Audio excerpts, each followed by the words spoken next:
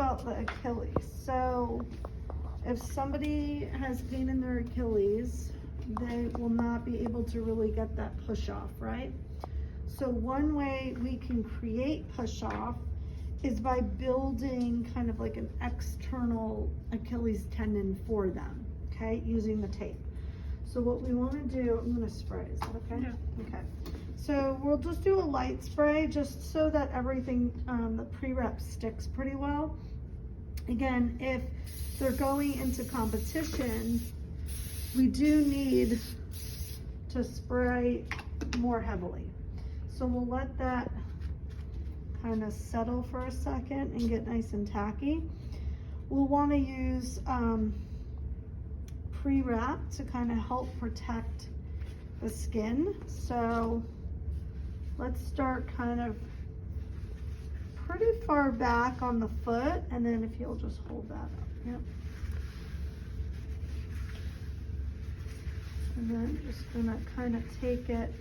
Now where we need our tape to go is we really need to envelop all of the tendon. So this is where you're gonna kind of be pretty high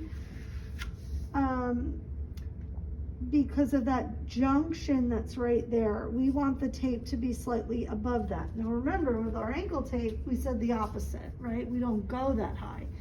But for this, because the tendon is that high, we want to capture the whole length of the tendon. So then what we'll do is 50% on the skin. We'll just do a nice little anchor in a 2-inch, an anchor in a 2-inch. Now that was just not laid down very heavy. And we're going to measure the bottom of the foot.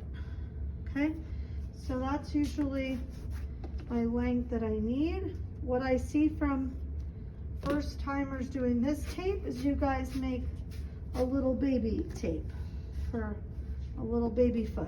So let's really use the length of our elasticon. So now this is the first time you're seeing elasticon. It's a very thick, heavy cloth tape.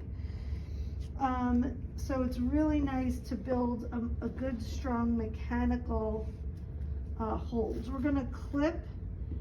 What's nice about the elasticon, it has this little line that goes down through it. Just clip along the top and the bottom along the line, okay? Because it's hard, you can't really rip elasticon. You have to start it if you're gonna rip it, okay?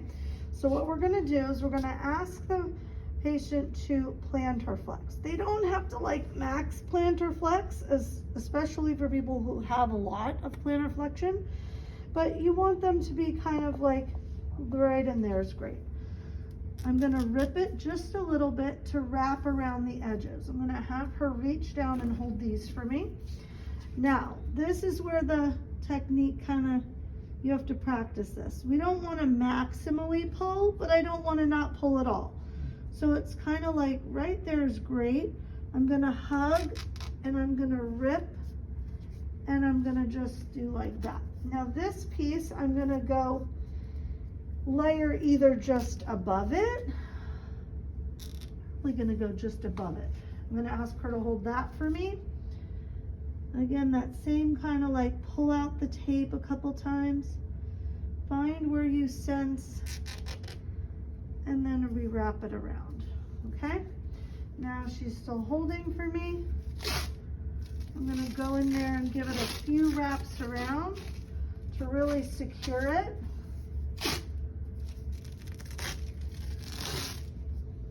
I'm gonna really secure to the bottom of the foot because I do not want that coming off. Oh, I forgot Leukotape. I always forget something. Okay. And then I close it with the Leukotape. And I do like to always, again, finish kind of towards the outside or the front side, just not the medial side. So then what happens here is we need to fold this on itself because that's sticky on the inside. So before they pull up on their foot, I fold half the distance, and now that won't stick to her, okay? And so now it kind of looks even like the Achilles tendon. You see that?